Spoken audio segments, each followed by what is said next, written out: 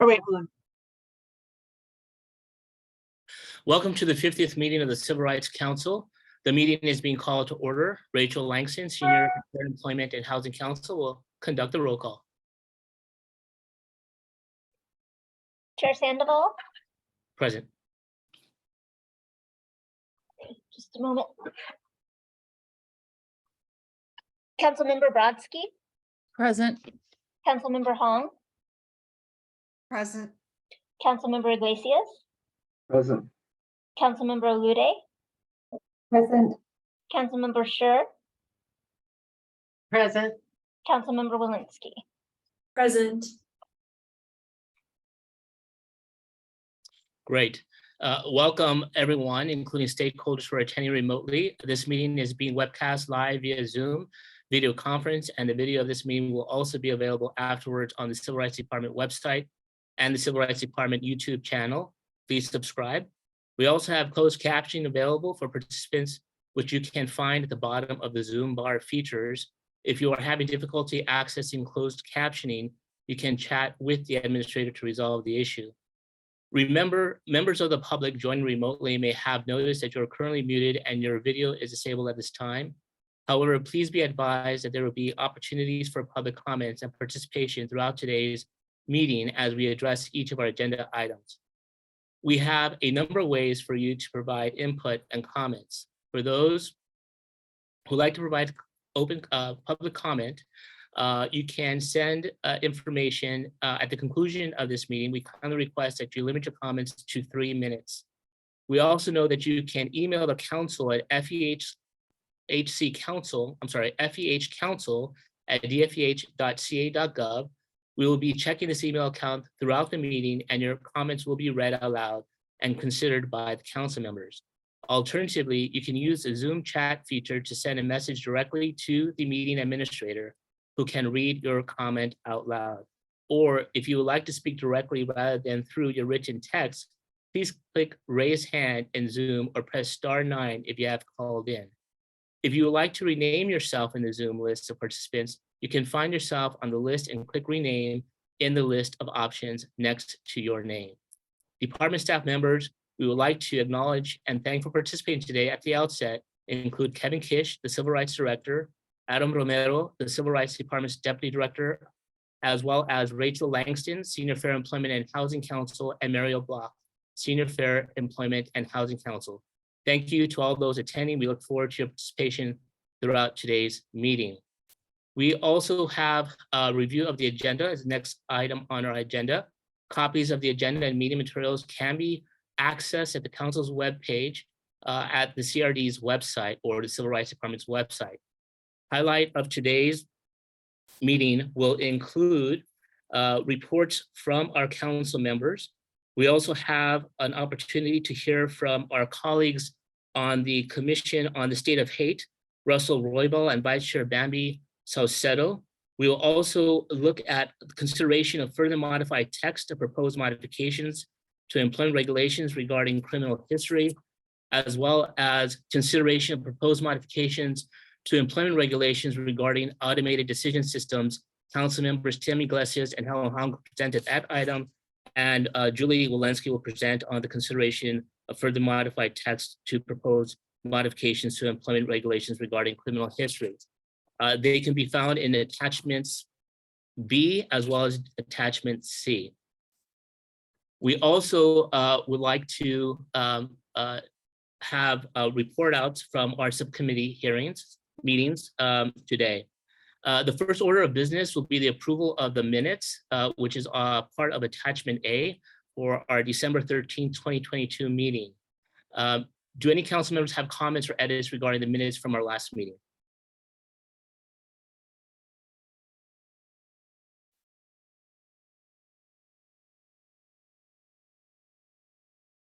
Okay. See none, can we take roll call regard to the approval of the minutes? Councilmember Brodsky. You're on mute, sorry. Yes. Councilmember Hong, Yes. Councilmember Iglesias, Aye. Councilmember Olude, Aye. Chair Sandoval, Aye. Councilmember Scher, Aye. Councilmember Walensky, Aye. Great. Our next order of business will be the council members' reports. Do any council members have any reports to provide at this time? Just a quick thing, I'm going to be presenting at Stanford Law School tomorrow night on a panel with regard to progressive careers in housing. So I'll be talking in part about the work on the council. Great. Thank you, council member. Any other reports?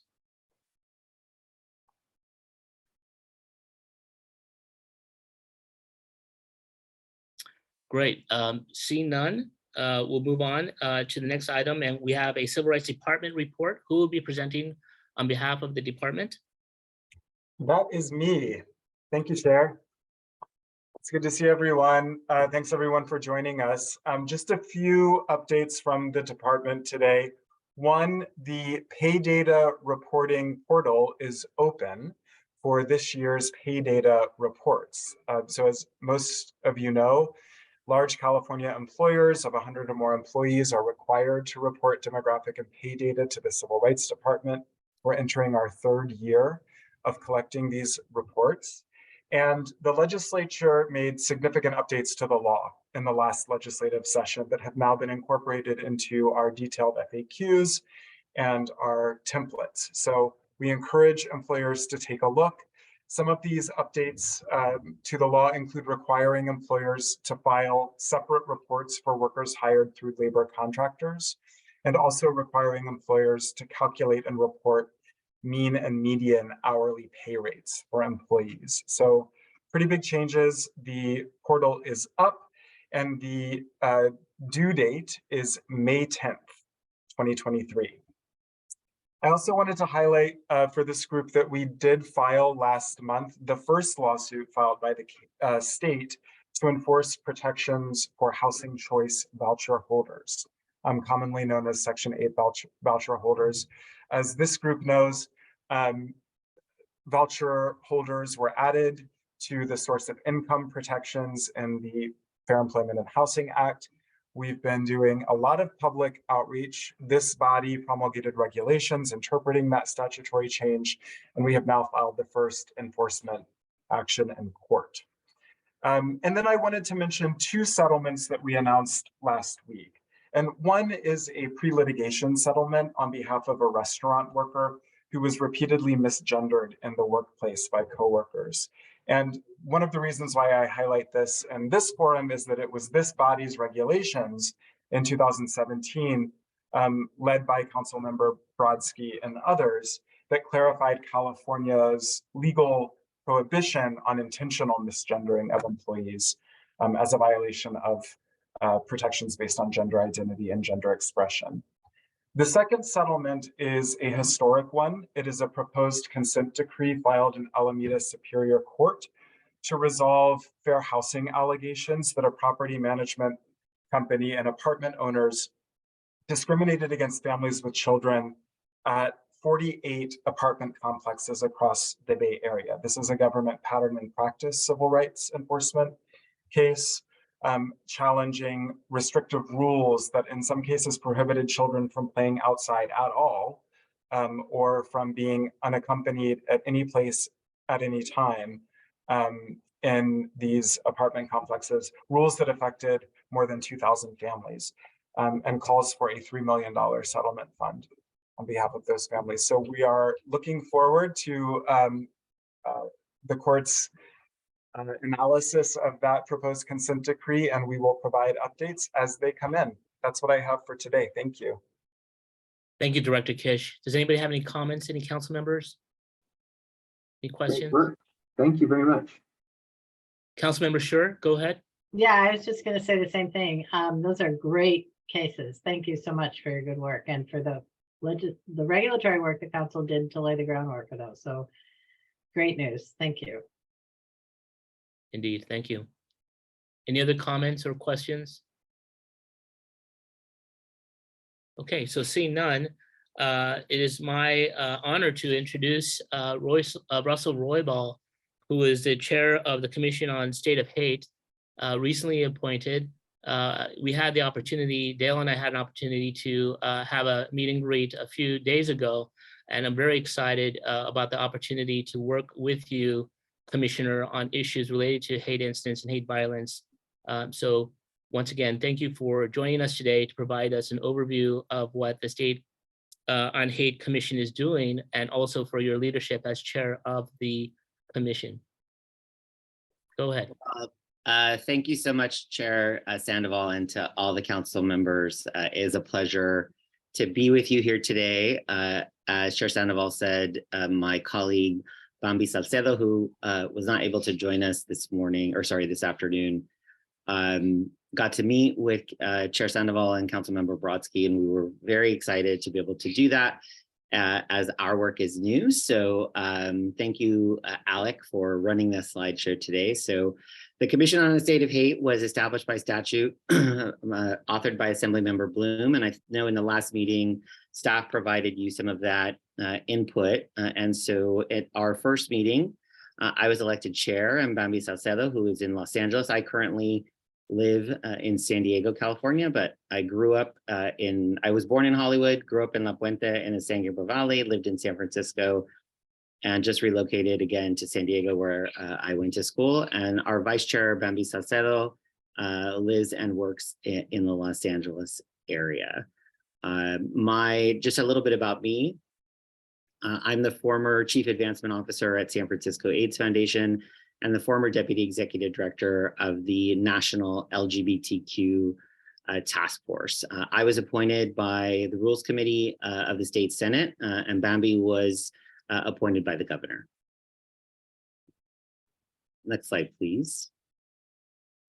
There are 9 commissioners throughout the state, including Bambi and myself. Also, Commissioner Cynthia Che, who's appointed by the governor, is in the Los Angeles area. Commissioner Regina Cuellar, who is in the Placerville area, appointed by the Assembly Speaker. Commissioner Andrea Beth Damsky, also in San Diego, appointed by the Senate Rules Committee. Commissioner CeCe Filer, also in the Los Angeles area, also appointed by the Speaker. Commissioner Brian Levin, who is an academic at California State University, San Bernardino, appointed by the governor. Commissioner Shirin Sanar, also appointed by the governor, is in the Bay Area and is a professor at Stanford.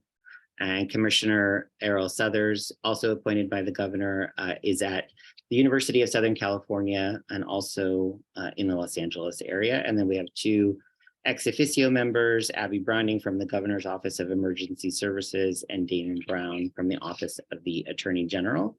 As I said at the start, we are a new commission, having our first meeting on December 1st, and we've only had one other meeting since then. Next slide, please.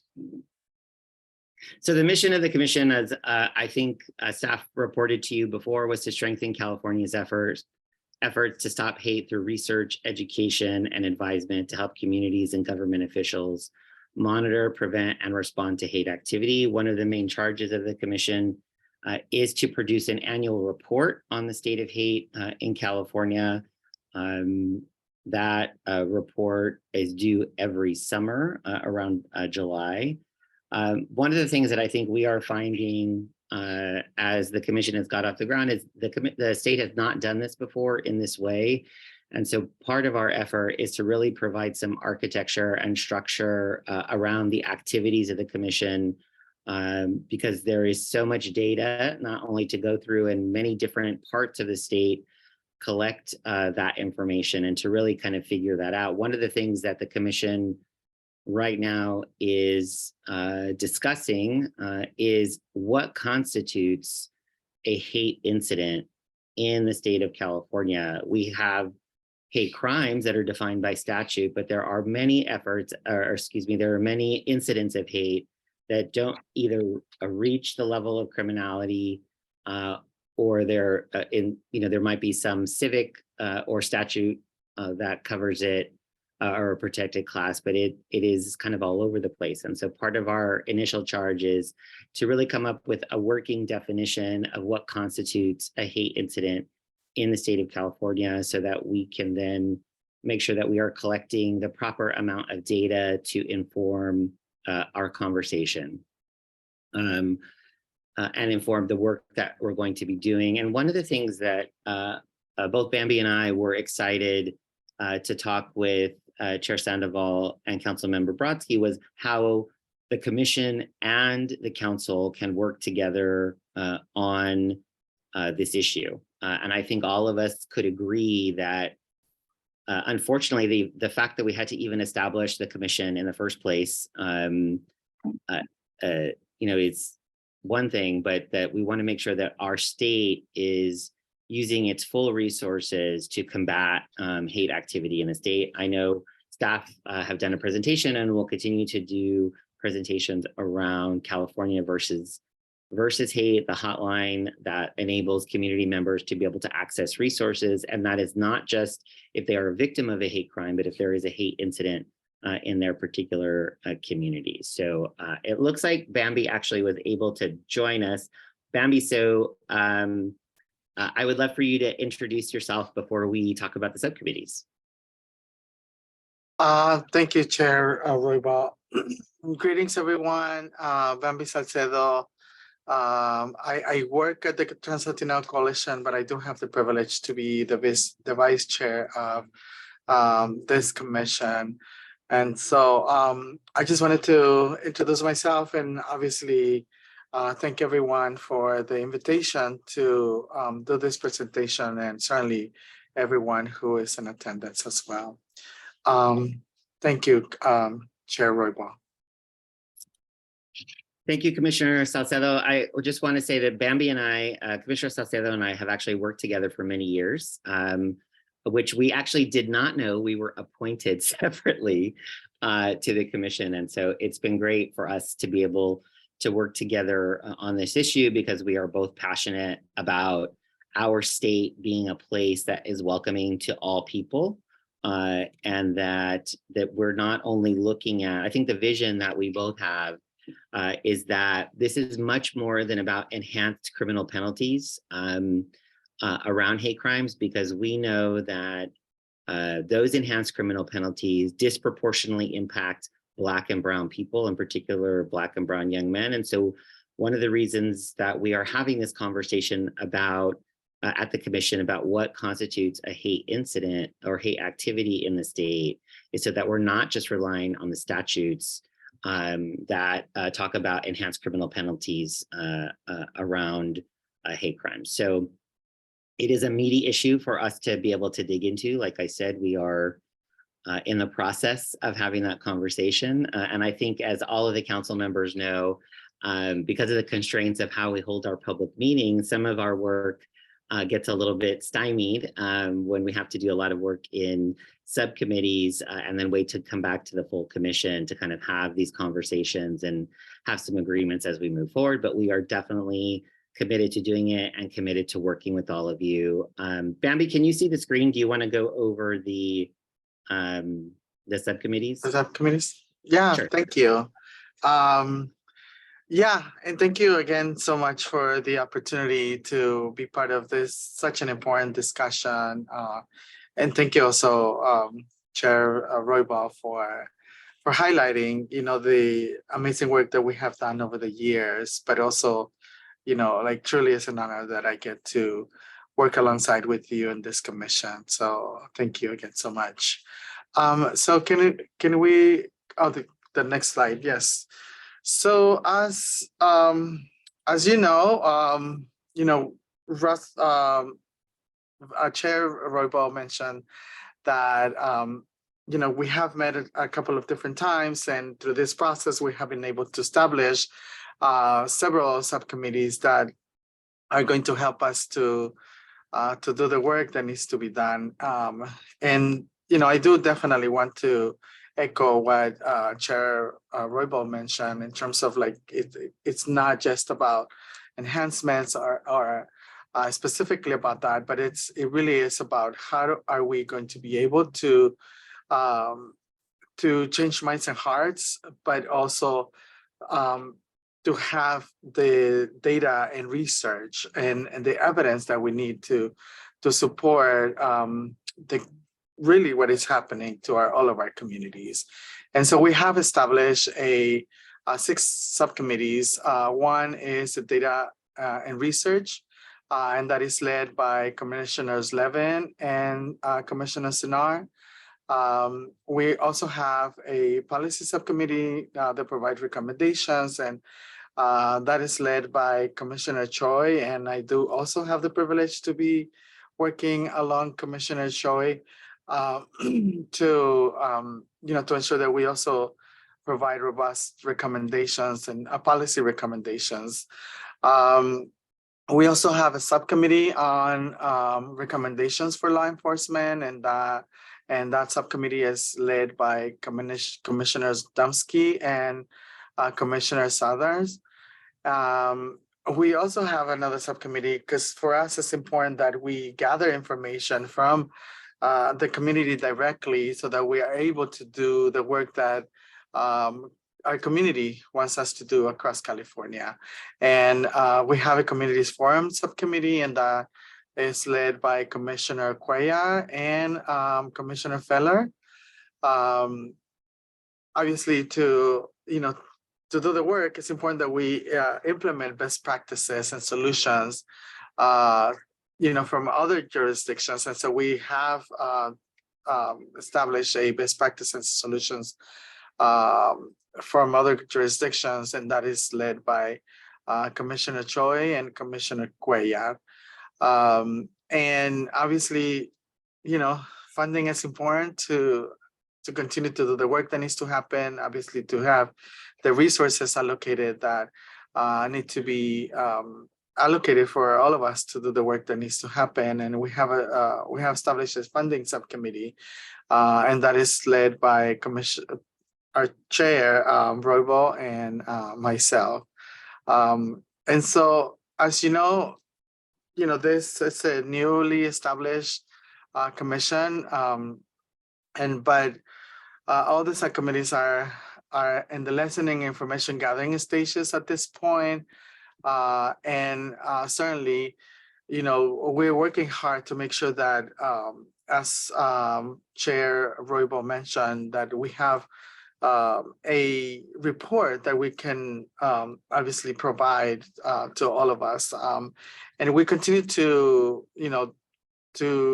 consult with different people and to make sure that we gather the information that needs to happen, and that we continue to keep the lines of communications between the council and the commission, so that we can continue to support each other in our work. And I personally want to also express my gratitude and appreciation for all the work that this council is doing and has been done, and for inviting us to be part of this meeting and really give you an overview of the work that we're doing.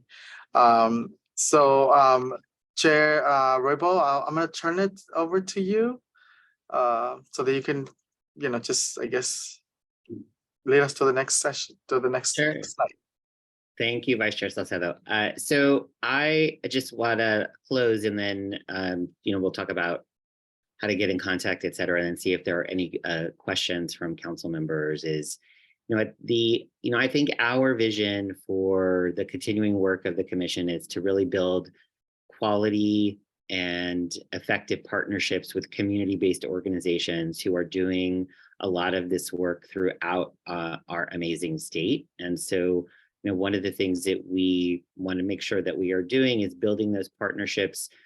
The commission by statute is required to hold 4 community forums every year. And so the subcommittee on community forums is looking at that now and where to strategically place them. And something that we discussed with Chair Sandoval and Councilmember Brodsky was how are there opportunities for the council and the commission to do something jointly together that is a topic of interest to both of us. Although we collect data, produce reports, and do a lot of community building in particular communities, we don't have regulatory authority. And I think that there is a real partnership that can exist between the council and the commission. So if the council in particular is looking for data on a particular issue, or in your in your authority over the Ralph Act or other places that we can be of service to you to be able to provide some of that information. I think one of the things that we have realized as we have started to go down this road is there is a lot of data. Some of it's not good. And it can be a little bit all over the place depending on which state agency is collecting it. Plus there are academic institutions and research institutions that are also collecting it. And so how do we kind of wrap our arms around it in a way that makes sense for us to be able to use to eventually turn in policy recommendations to law enforcement, the governor, and the legislature to continue to combat hate in our state. And the last thing I'll just say before I open it up to questions from you is the unfortunate reality is that we know that this issue is going to continue to impact Californians throughout our state, and that it has the potential to become much worse. And so, we have seen these things happen not only, all over the world, all over the United States, and certainly in our state.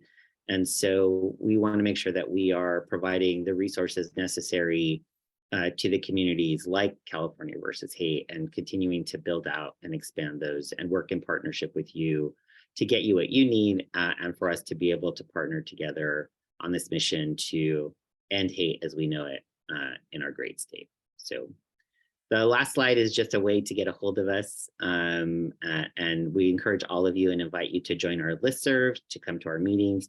Just like the council, we are a public body and our meetings are open to the public.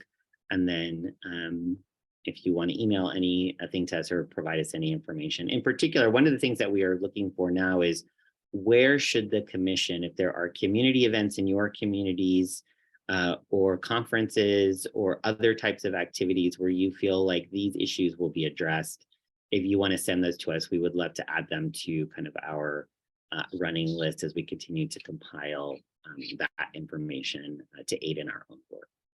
So thank you. Thank you, Chair Sandoval, for the opportunity. We really appreciate being with you here today. And if there are questions, we would love to take them. Thank you, Chair Roybal, and thank you, Vice Chair Salcedo. We look forward to exploring and identifying opportunities to collaborate, because we do have a common purpose. And I think when we work together in collective action, we could address this issue in a more focused way. So thank you again for your presentations. I see that there are some questions already from our council members. Dale Brodsky, Councilmember Brodsky, go ahead. I was just wondering if the department could send us when there's going to be a meeting, if you could just send the Zoom invite or some reminder for when they're quarterly. Is that right? Your meetings are quarterly or more frequently than that? Oh, that's the report. So they're monthly? Yeah. Yes. Right now we have scheduled our meetings monthly. It would be really helpful if we could get the council members could get an announcement of that if possible. Councilmember Brodsky, there's also an opportunity you could sign on to their listserv, and then you're notified. I had the good fortune to be notified, and I did view the video of the first meeting. And so there's a lot of great discussion in terms of what the mission and what the the commissioners are hoping to accomplish in the last 2 meetings. So that's available on video.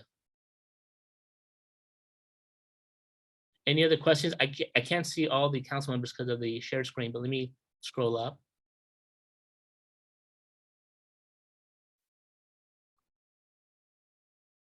Okay, I don't see any other questions or comments from the council members. There's Councilmember Iglesias. Go ahead, council member. Thanks very much.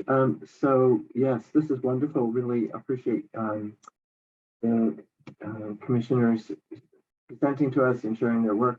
And I'm sure it's because you've already met with council members here in the pre-meeting, you know that they've done some outreach to law enforcement about letting victims know about civil remedies. And I would expect that it makes sense as one of the common connections would be when you're describing and defining what constitutes a hate incident, that be in communication with the department with regard to what are the civil rights side of it, not just the criminal side. So keep up the great work. Looking forward to seeing how it all evolves. Any other council members? Okay, any public comment? There are no public comments. Okay, once again, thank you, Chair Roybal and Vice Chair Salcedo. We look forward to working with you in a collaborative way and identifying opportunities in the near future. So thank you once again for the work you do and the work that you've done already on these issues. Thank you. Our pleasure to be here.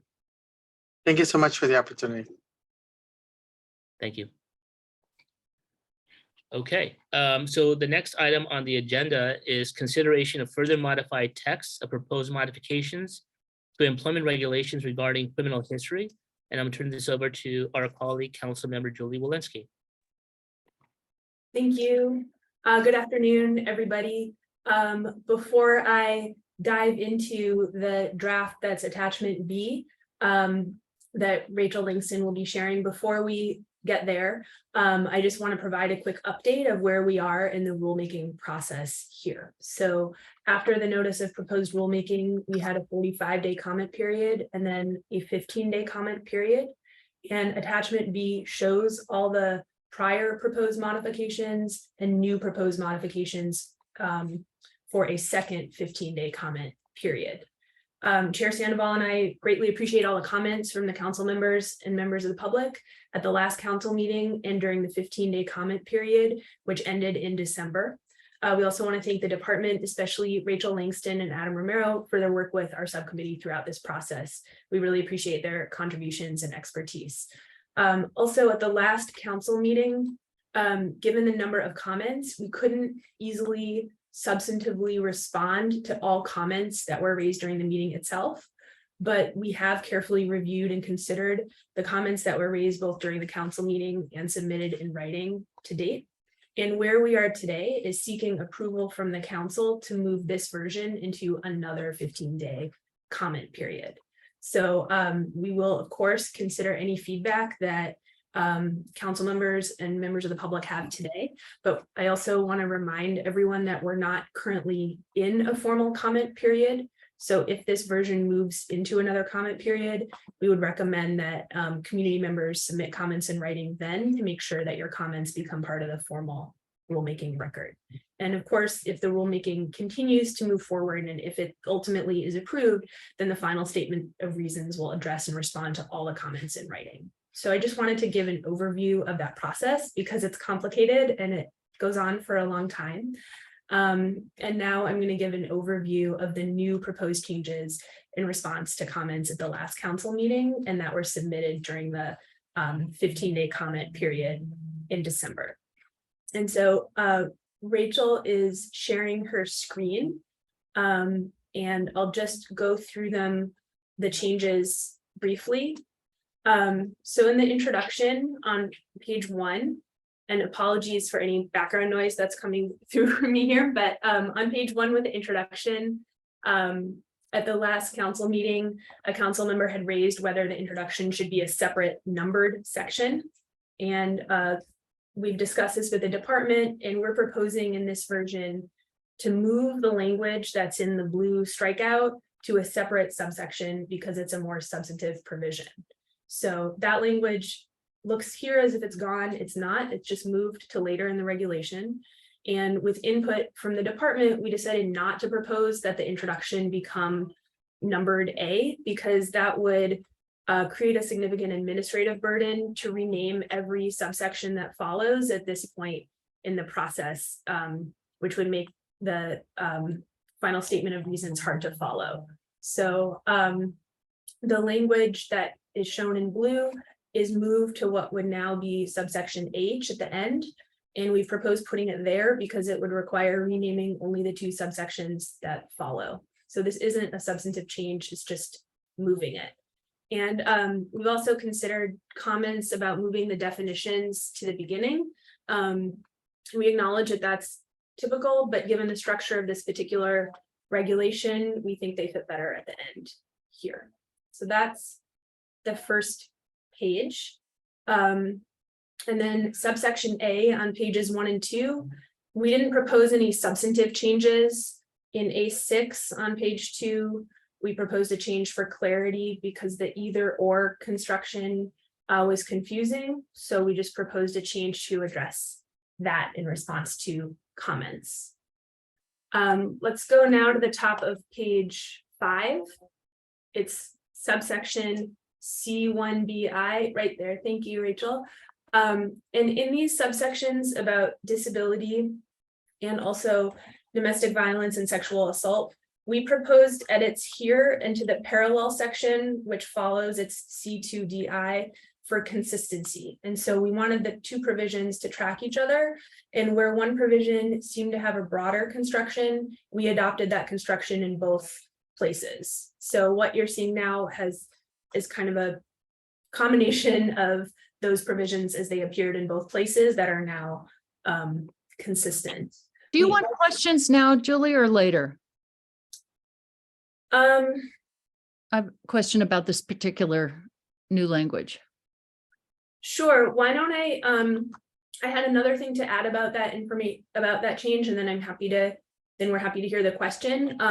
But we also proposed a few additional edits to these provisions in response to comments. So for example, in the disability provision, we proposed language on whether the likelihood of harm arising from similar conduct could be sufficiently mitigated or eliminated by a reasonable accommodation. And we also took youth out of one of the provisions and made the age of the applicant a separate factor.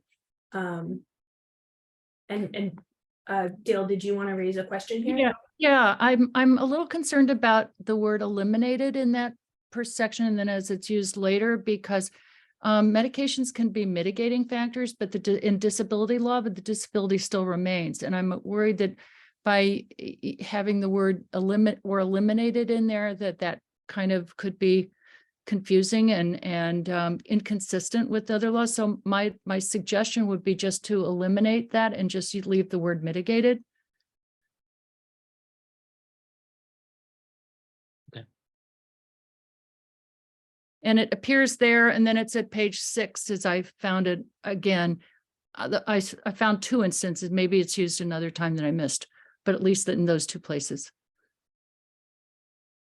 Okay, thank you so much for your comment. I think those 2 places are the only 2 places. I'll go through the rest of the changes and we can discuss any changes that we might make today on the fly, but there will of course be another, if it moves forward, there will be another comment period. And so there will be another opportunity to consider all the feedback today and take it that our subcommittee can go back and consider and do further research. The next change is in the middle of page 5. If Rachel, you could scroll down a bit. It's highlighted in yellow and it's just evidence in response to comments. We're proposing adding that the evidence of rehabilitation or mitigating circumstances can be provided by another party at the applicant's request. And we proposed language along these lines in other places that refer to evidence provided by the applicant. The next change is in the middle of page 6, and those are proposed changes for consistency with the subsection that we just mentioned above. So Councilmember Brodsky, this is the same language that you just expressed a concern about. And those provisions are now more consistent with each other. The bottom of page 6,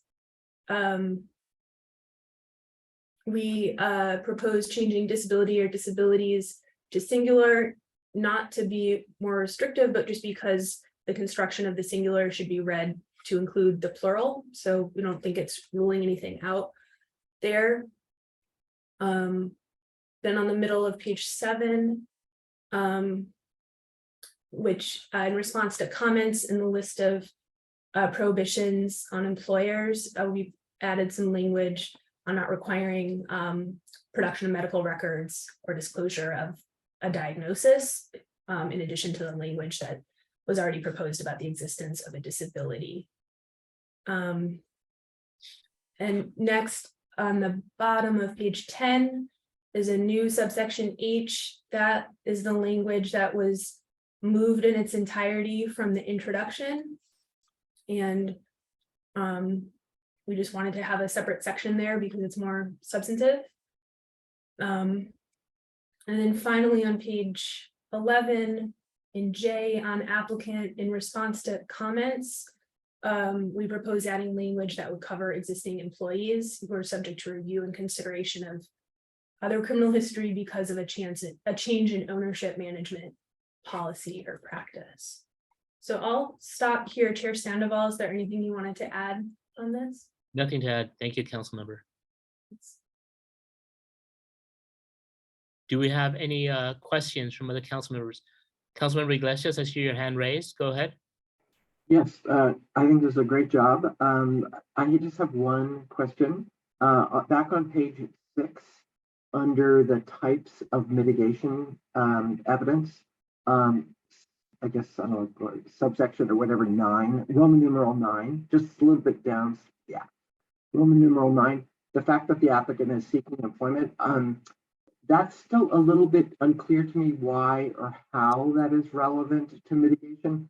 I don't have a particular suggestion on how to revise it, but perhaps you can think about, I don't know, maybe it's not obvious to me, and maybe I'm just missing something, but it may mean it's not obvious to other people too. So maybe either adding a clause, or maybe in the initial statement of reasons, it will be cleared up as to why that is relevant.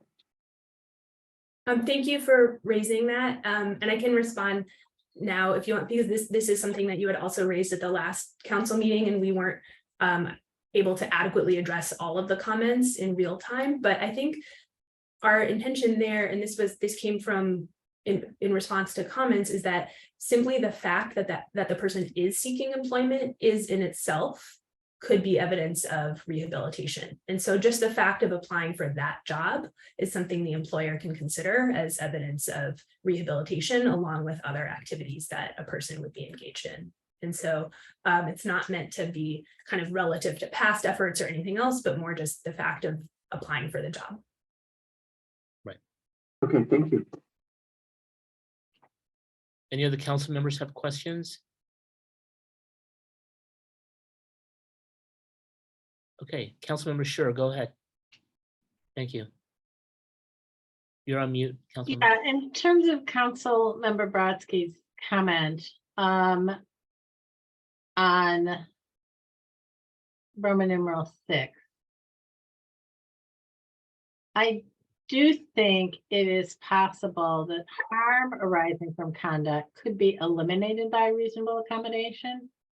So I think it's appropriate to leave that sentence in. I agree with her that the last clause is better off as whether the disability has been mitigated by treatment or otherwise, because that isn't talking about eliminating disability. It's talking about eliminating the harm that might arise from the disability. That's the one I'm talking about because of the medication. Because, you know, someone still has even if you're on insulin, you still have diabetes. Right. And Right. I think we need to preserve that. Yeah, so I'm fine if we just eliminate it in the last clause there, eliminate it there, but leave it in the preceding clause, just clarifying. Yeah, no, that's what I was intending. Okay. Thank you, Councilmember.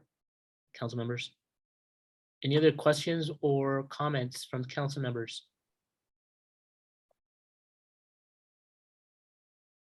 It looks good to me. Good job, Jared. Thank you, Councilmember. So we have no more council member questions. We're going to move on to see if there are any public comments.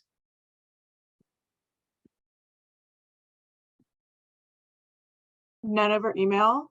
Do you mind checking sorry, the hands too, I'm having trouble with sharing my screen and checking.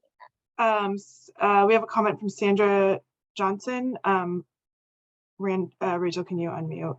No. Sandra. Go ahead, Ms. Johnson. Ms. Johnson, can you hear us? Sorry, I think we're just unmuting. Yes. Yes, can you hear me? Yes, we can. Thank you so much. Go ahead. Good afternoon, and thank you, council members, for all the hard work that you're doing on these regulations. My name is Sandra Johnson, and I work at Legal Aid at Work as their Fair Chance Community Organizer. I'm also a formerly incarcerated woman. And as a system impacted person, I have experienced the pain and disappointment of losing a job because of my past convictions. especially since I felt that I have been doing everything right. And that is why I'm here today to speak on behalf of the impacted community. I'm here today to ask the council to consider including language in the regulation that will help protect applicants with conviction history. These background checks may take longer than for people that do not have a conviction, a past conviction.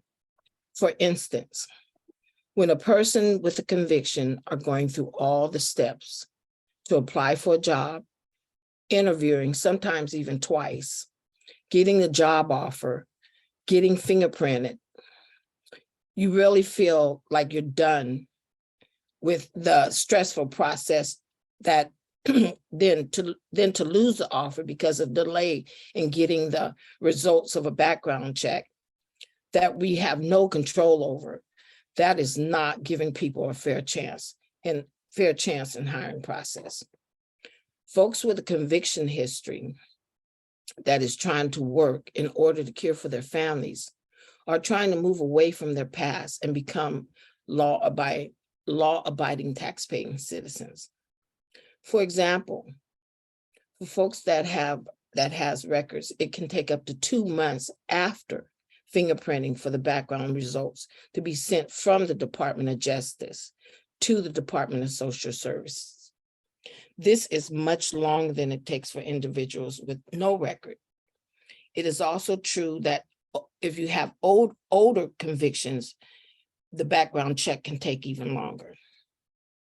To take back the job offer, because these type of delays goes against the goals of the Fair Chance Act.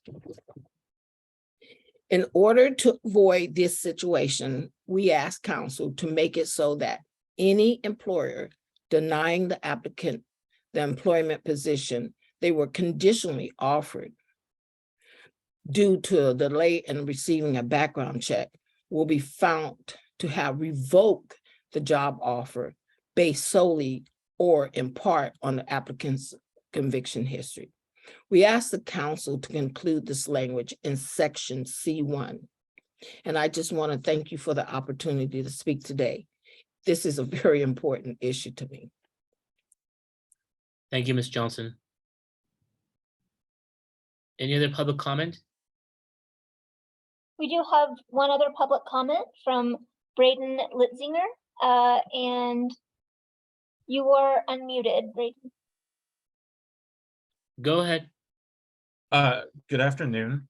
My name is Braden Litzinger. I'm an attorney at Legal Aid at Work and a member of Legal Aid at Work's Racial Economic Justice Program. Legal Aid at Work would like to thank the council for its work and attention thus far to these regulations and for the opportunity to provide further comment today. We thank the council for adopting one of our earlier recommendations and updating the definition of applicant to include an existing employee who's subjected to a review and consideration of criminal history because of a change in ownership, management, policy, or practice in subsection J1. We also commend the council for including language clarifying that where a licensing entity has determined that an applicant may perform a specific job, that license is probative of the absence of a direct and adverse relationship between an applicant's conviction history and the duties of the job. We nonetheless renew our recommendation that the council include even stronger language in subsection C1A1 by making an applicant's occupational license not just probative, but determinative of the absence of a direct and adverse relationship. We also urge the council to include language that will protect applicants from being penalized for disclosing their conviction history because of an employer's violation of the Fair Chance Act. Employers continue to ask illegal questions about conviction history on job applications and during interviews in violation of the act. And Legal Aid at Work often advises applicants who are unsure how to respond in these types of situations. And in truth, there is no good way to respond, because failing or refusing to respond may itself signal a conviction history. We urge you then to amend subsection A3 to prohibit an employer from using either an applicant's disclosure of criminal history or an applicant's failure to disclose criminal history prior to the conditional offer as a factor in subsequent employment decisions. Finally, I'd like to reiterate the request made by my colleague, Ms. Sandra Johnson, during today's testimony, that the council include language in subsection C1 that will protect applicants with arrest or conviction records whose background checks may take longer than background checks for individuals without records. Once again, we appreciate the council's work on these regulations, which will affect so many Californians with prior convictions. We look forward to continuing to engage with the council as it completes this rulemaking process. Thank you very much. Thank you, Ms. Litzinger. Do we have any other public comment? No further comment. No further comment on Zoom. I also want to thank Sandra Johnson and Braden Litzinger. Thank you both for your comments and your engagement and feedback throughout this process. We really appreciate it. Chair Sandoval, I would suggest that we adopt the change proposed by Councilmember Brodsky to take out eliminated in those two places that we've discussed to do that change today and vote on a version with that change, and that we take under consideration all of the additional comments and feedback that we've received today during the next comment period if the regulation is approved to move forward. Thank you, Councilmember. I also like to thank Rachel and Adam, as well as Councilmember Walensky for the tremendous work they've done on this particular regulations. Wanted to seek a motion with regard to this item related to the proposed further modified text of proposed modifications to employment regulations regarding criminal history. The motion would essentially lead to another 15-day comment period as identified by my colleague, Councilmember Walensky. So do we have a motion with the amendments articulated by Councilmember Walensky? So moved. Is that Councilmember Hong? Yep. Do we have a second? Second, Councilmember Brodsky. Okay. We a roll call, please. Councilmember Brodsky, aye. Councilmember Hong, Aye.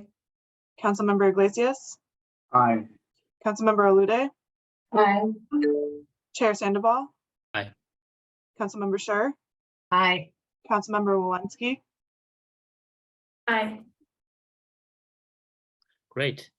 Thank you, I'm everyone. sorry, I know this is hard to do in real time, but yeah, the word that would be cut would just be the or eliminated there. And I think in the second place as well, there might have been a mistaken cut of mitigated, but the cut should be or eliminated.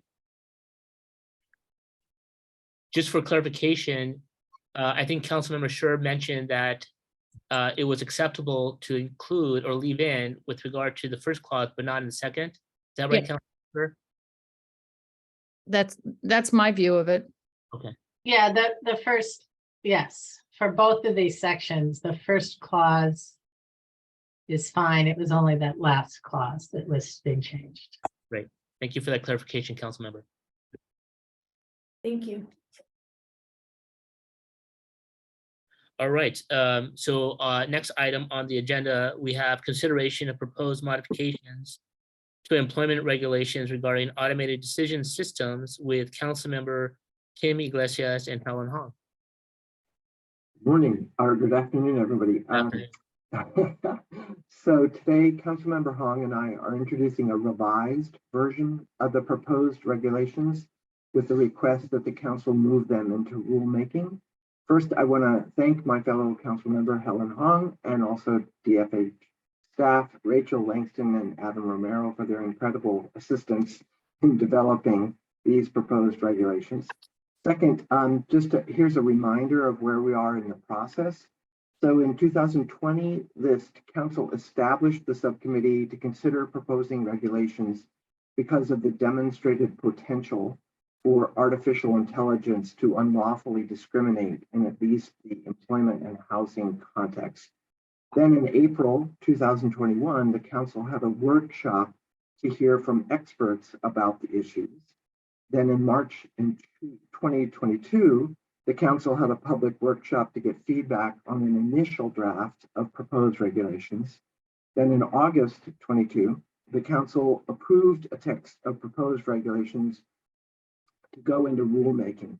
However, as the subcommittee and the department were preparing the initial statement of reasons, we determined not to move forward with that then proposed text, but instead we decided to refine the proposed text based on the comments we had received and come back to the council for approval of a new proposed text. So that's where we are at this stage, presenting a new proposed text. So we're asking the council to approve this new proposed text and to authorize us to initiate the rulemaking. If the council approves this text, the next step would be for the committee and department to draft an initial statement of reasons and other required documentation, transmit it to the Office of Administrative Law, and notice the rulemaking in the California Register. After that, we'd have the 45-day public comment period to receive public comment and then move forward with the rest of the rulemaking process. So just to give a quick overview, our overall approach in these proposed regulations is to recognize that artificial intelligence is just a means for employers to perform tasks that they've always done already, such as recruiting, screening, and hiring employees. So AI has always been covered by FEHA in its protection of members of protected classes, but here we're just making that coverage explicit. Generally, the proposed regulations provide definitions that are intended to capture the various ways in which artificial intelligence can be included in the employment context in ways that may lead to discrimination, and then to revise existing provisions to make the application of FEHA to artificial intelligence explicit. And please note, we are not proposing any new liability standards or defenses at this point.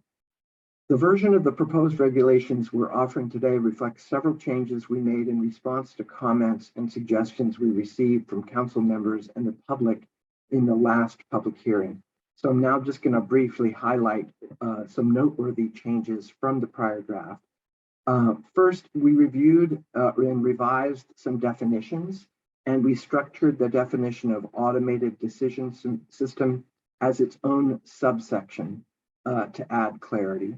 Second, we revised section 11009F to clarify that AI can potentially violate FEHA either under a disparate treatment claim or a disparate impact claim. Third, we revised several provisions of section 11013 on record keeping, including to clarify the application of the retention requirement and to implement recently passed SB 807. Fourth, we revised provisions in specific sections of Articles 2 through 10 on particular employment practices to integrate the coverage of AI into the existing regulations. For example, by adding the phrase, including but not limited to an automated decision-making system. So we tried to do it succinctly that way. Fifth, we revised provisions in section 11020 on aiding and abetting for clarity. And then finally, we also revised text throughout the regulations to make it gender neutral.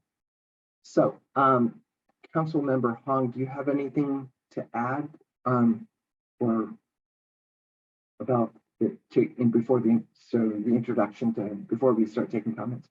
No, I think the only thing I would add is that we tried to make the clauses shorter. We know that the paragraphs are dense and these concepts are constantly evolving and are complicated themselves.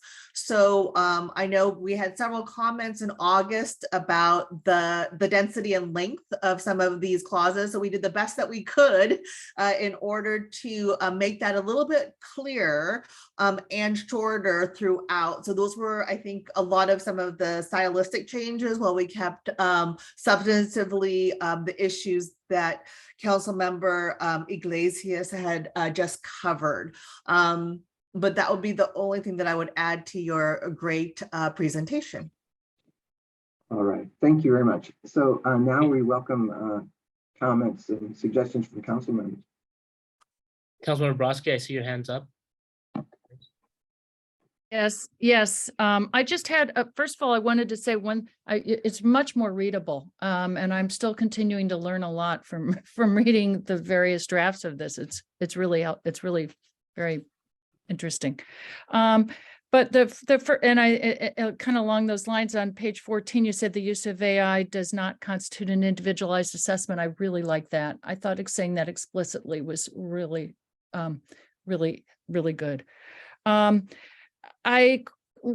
Starting on page 17, there are just some typos, a left out word. I found myself having a hard time understanding. And then I went back and figured out that the word is needs to be inserted in a whole bunch of different places. Because when it was cut and paste, the is was left out. So it's correct on page 17 in B. Go to B. I'll show you where this main sentence is. The prohibition also applies where such discrimination is related.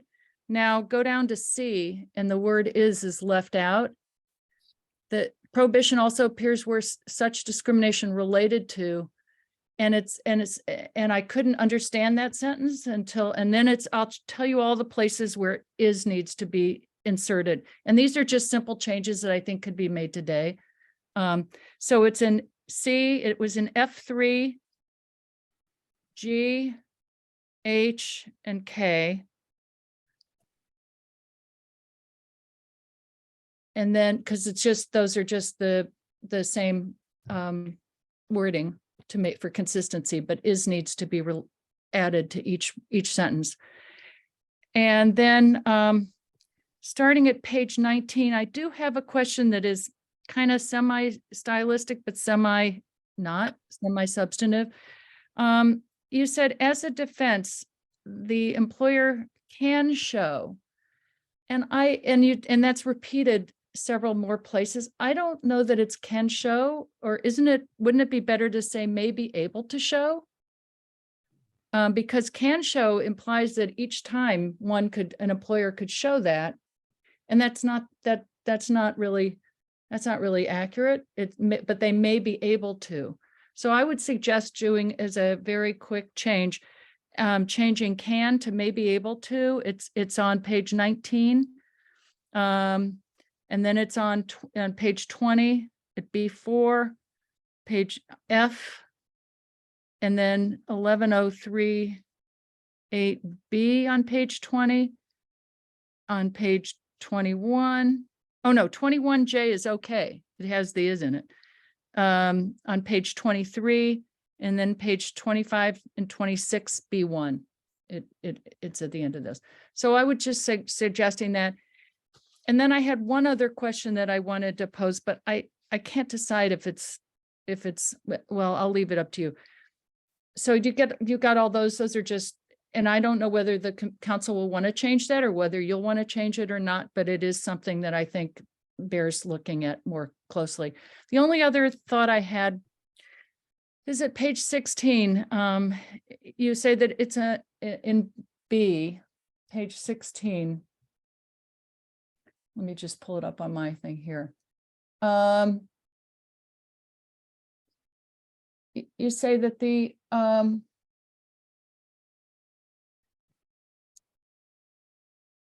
one sec. Oh, I know. You talk about where the use of the automated decision system constitutes unlawful disparate treatment or has an unlawful adverse impact. In some sense, adverse impact and disparate treatment are, I mean, I'm wondering if that's redundant, or if you are thinking that, well, there may be times where disparate treatment, I don't see how disparate treatment or adverse impact, I mean, if it's justified by, if adverse impact is justified by business necessity or whatever, I guess it could be legal. But I just wonder about using the qualifying term of unlawful disparate treatment or unlawful adverse impact, and if that's intentional. And it might be on your part. And I will leave that to you, but that was just a question that came to mind. And that's it. I think they're really great. Thank you, Councilman Brodsky. Councilmember Iglesias and Hong, do you want to respond to those items now, or do we move forward to other questions? I think, I'm not sure if Langston was able to kind of keep track of the first two sets of suggestions about incorporating or adding the word is, which seems correct to me. I actually saw that as I was rereading it before the meeting today. And then the second issue about can show or may be able to show, I think maybe we might want to talk about it. But I think that the adding the is, if we can do that now, that would be great in the sections she described. And then the third thing, my hit would be with regard to the use of the word unlawful. Maybe, I don't know what you think about this, Councilmember Hung, but yeah, I think maybe we look at that later and take that into consideration. Yes, I would agree. I would say let's move forward with the is and the other two. I mean, this is the beginning, and so we have plenty of time. But at that point, I know for the third, it was intentional. But I think let's. I would say let's hold off on the last two, but we move forward on the first change. Great. Thank you, Councilmember Brodsky. We'll go next to Councilmember Shore. I want to thank Council members Iglesias and Hong. This is a really amazing effort, sort of starting from scratch. I'm impressed, but I do have some questions. I support the is. And I'm not sure if it's maybe or must, so I'm glad you're going to look at that again. Starting on page 1, agent. I guess I'm wondering, and this comes up in another place, if someone who sells you a software system that does this is an agent. So this talks about someone who's providing services. So they're running the software or providing services for you. So I guess that makes them an agent. And I guess I'm sort of thinking out loud. I'm not sure that a seller is an agent, but then I'm not sure sellers are covered elsewhere. And so I don't know how we want to address people who sell these systems, but aren't servicing them. People go and they buy a piece of software and it does this and then they operate it. So that's something to keep in mind as we go through this, because I think that is one of the ways that this software, that these systems work. People do outsiders.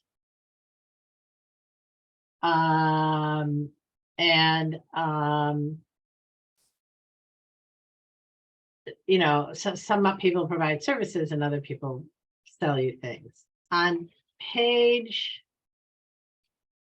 3, proxy.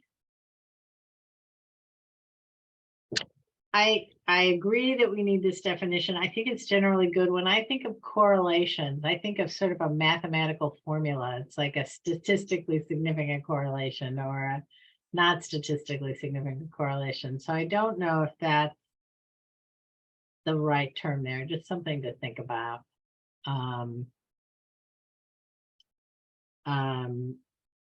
Whether that's the right term or not there. Page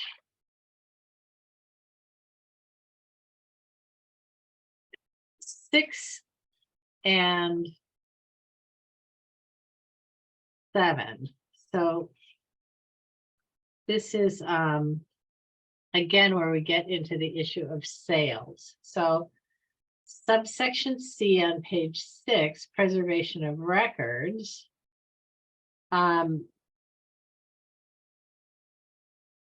Requires people to keep records for certain numbers of years. And if you look, I'm going to skip just a little bit here to C8, it says a person who sells a system has to keep records, and I'm not sure we talk about sellers of systems anywhere else. But then it says the person who sells has to keep records for, skipping to the last sentence in 8, 4 years following the last date on which the automated decision system was used by the employer. So I have no idea how a seller has any idea when the buyer stops using a system.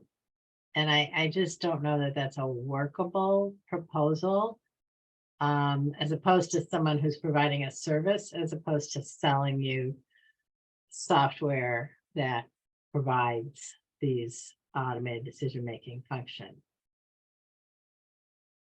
Going back to C. So C sets out a series of timeframes, and I have no problems for these particular time periods as long as we're picking the latest of them. But when you get to filing of the complaint, I get a little confused. I'm assuming that we're talking about for the filing of a complaint and its subsections. It's the later of the deadlines here or the other deadlines, because what if somebody files a complaint in year 1? I'm assuming that doesn't wipe out these earlier deadline requirements for maintaining the records, and that's not clear. And then, so I think this is the later of, 1 through 3 or 4. And then I don't have a problem with 4B, which is you have to keep it for the later of C plus if a complaint's been filed until the resolution of the complaint. But I don't know if we've defined what we mean by complaint, because complaints could be filed. Is this a legal complaint? Is this an administrative complaint? Is this a complaint with DFEH? I mean, with CRD? Is it a complaint with, anyway, I think you need to clarify that, but also, so that's one thing. And maybe I missed reading something, but I assume we're talking about, I don't know. Are we talking about complaints to the agency, to CRD? Are we talking about lawsuits when we say complaint? But then I really don't get 4A, because the first date after the period of time for filing a civil action has expired by whom? So it might be a 4 years, if the statute of limitation for an adverse action is very different from someone who files, who's heard in year 1 of when they're supposed to maintain records, and someone who's heard in year 4 of the time that they're supposed to maintain records. And I don't know, that's too abstract for me. Maybe it's referring to a particular complaint, but even then it's got to be the later of those dates. I feel like this section needs a little bit, I think it's really good to include. I think you're on the right track. I think it just needs some more thinking about how the pieces fit together to ensure that we have the longest,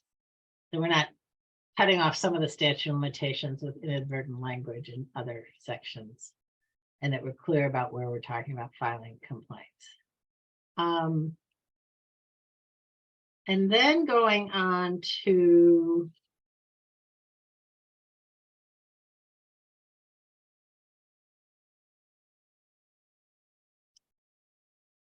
page 9.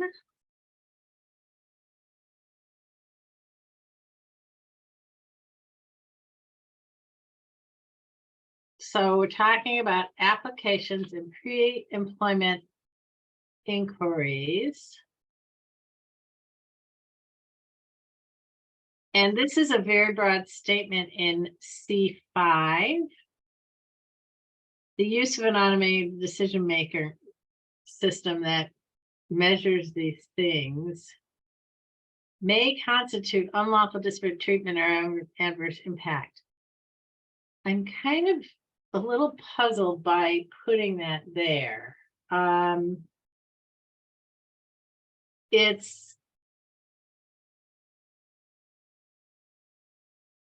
I'm trying to figure out how it fits with the rest of the framing. Are we saying that an application that relies on an automated decision-making system or that is related to an automated decision-making system may constitute I mean, isn't that what we say everywhere? So I'm not quite sure what we're trying to say specifically in this instance about automated decision-making system. And I feel like that comes up in a bunch of cases, in a bunch of places in the regs, that we say an automated decision-making system that does certain things can constitute unlawful discrimination.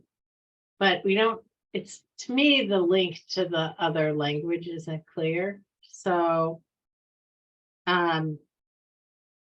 if applications, the various things under applications, it says they can't discriminate in their application forms.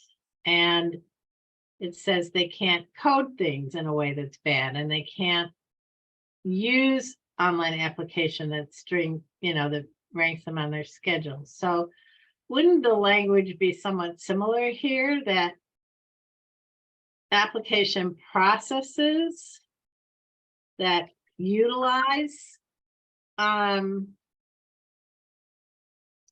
automated decision-making systems,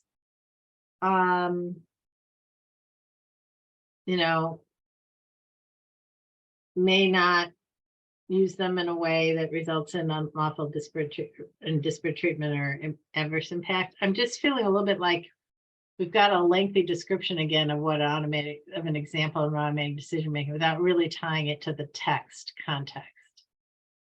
Am I making sense? Because people are looking a little puzzled. I can try and explain it better. Are you saying that it doesn't specifically cross-reference back to applications, which this subsection falls under that main section?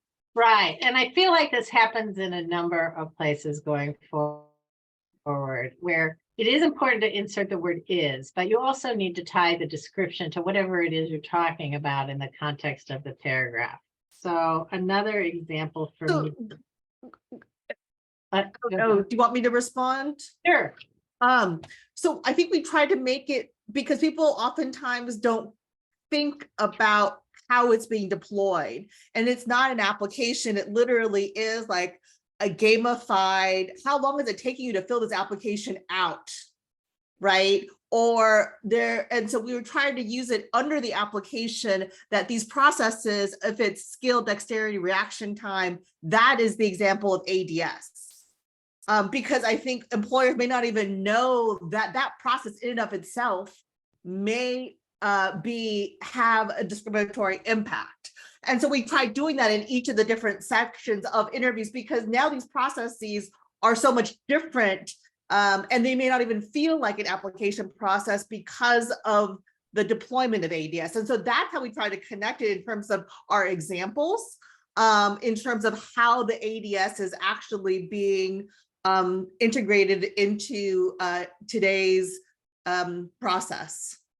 And I agree, Councilmember Hong, that these examples are really useful. I don't want to lose the examples, but I think the examples subsume the basic fact. And I think the basic fact is use of automated decision systems anywhere in the application process, may constitute blah, blah, blah. An example is an automated decision system that, for example, measures skill, dexterity. You can give an example, but I think you just need to state the main premise, which is you can't use automated decision systems in the application process if they have a discriminatory impact or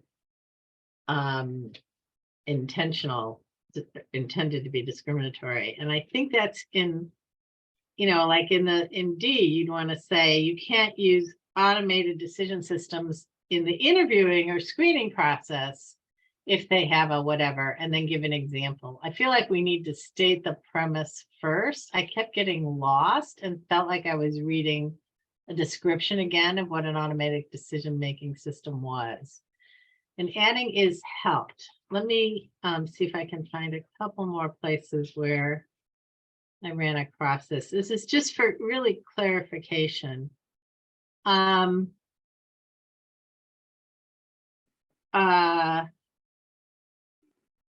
anyway, I think you'll find some other places. Did that help, Councilmember Hong? And Yes, yes, yes. Yeah, if I understand you correctly, Councilmember Sure, what you're suggesting, I think what we assumed was by putting the subsection in under interviews or putting it under application systems that the context was clear enough. But what you're suggesting is that we need to make it clear what the relationship is between each of these subsections and the category of activities the employer is doing in that instance.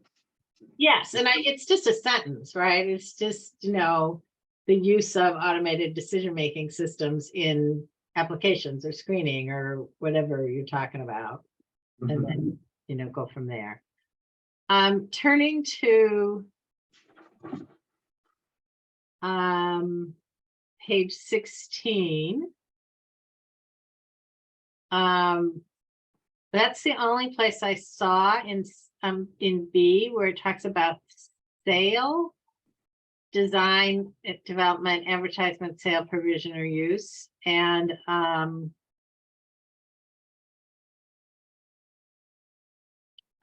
that's a really important paragraph. And is it clear that the person who's being regulated is the person doing the sale and development and whatever? I'm just not sure. I think that's what you intend. I'm not sure it's clear. We intended to apply to the whole range of potential participants that can have an effect. Right. I don't know if, again, I'm not sure, that might not need to be a little more specific in B.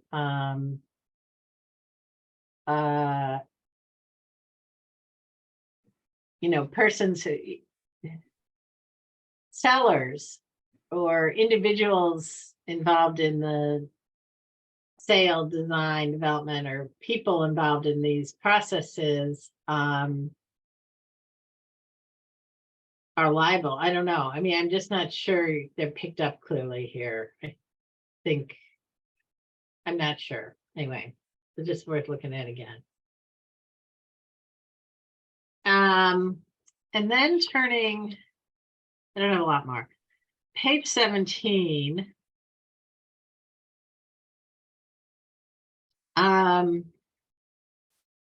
This is the sentence that where Councilmember Braxton wants to put in the is, which I agree with. I just find the term related to a little confusing. Aren't we saying that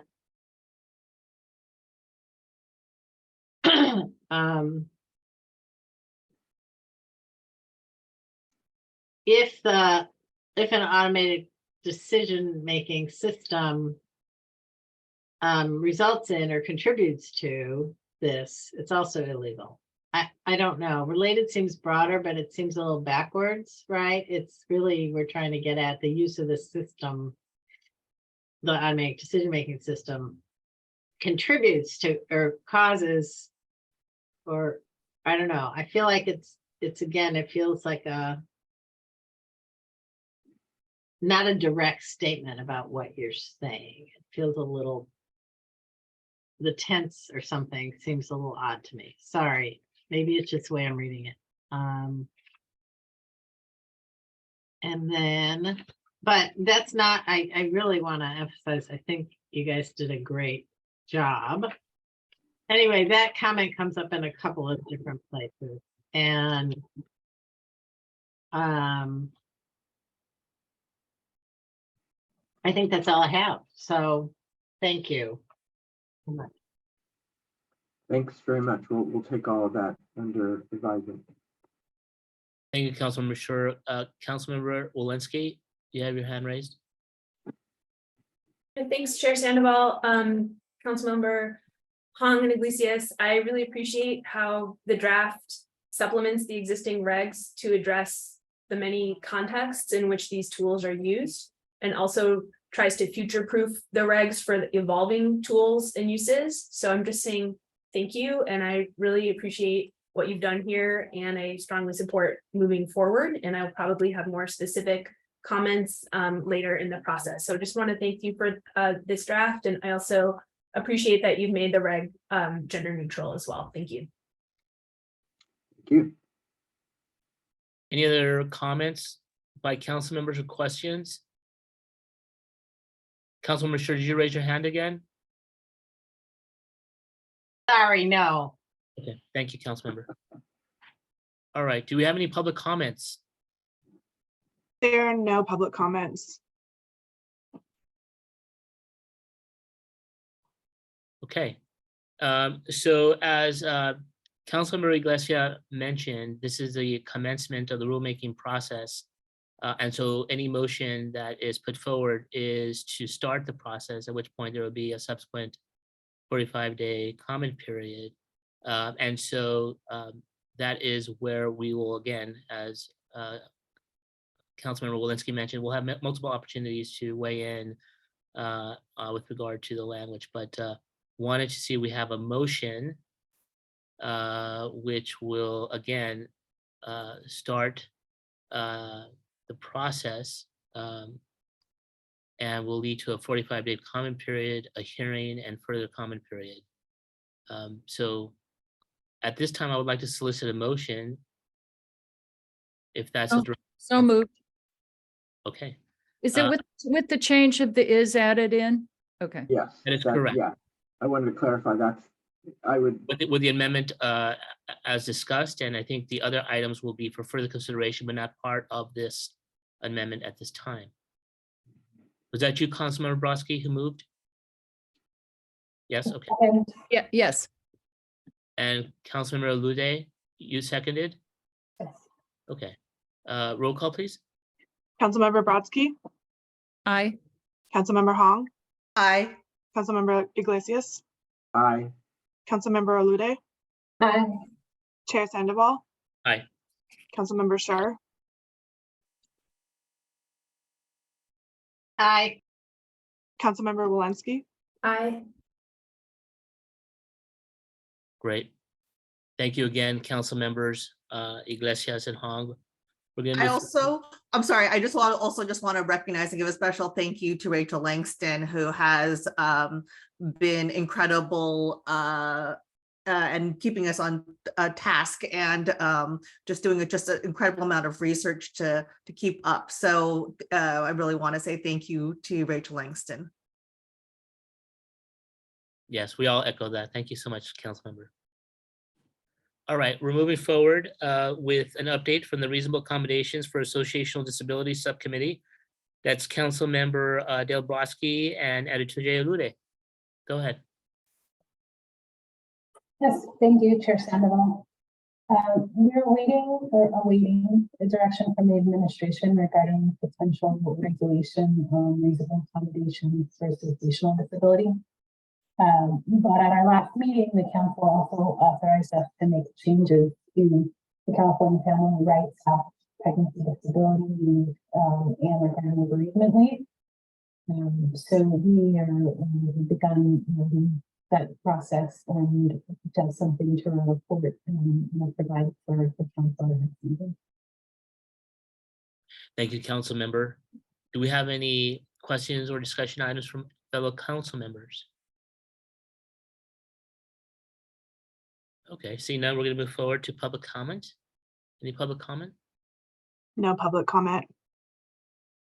Okay, thank you, Mary. We're going to move forward now. If there's any additional comments, we have the update for the Criminal History and Employment Regulations Subcommittee. Again, we just had a lengthy discussion with regard to the further modified X. So any additional comments from council members? Any additional public comment?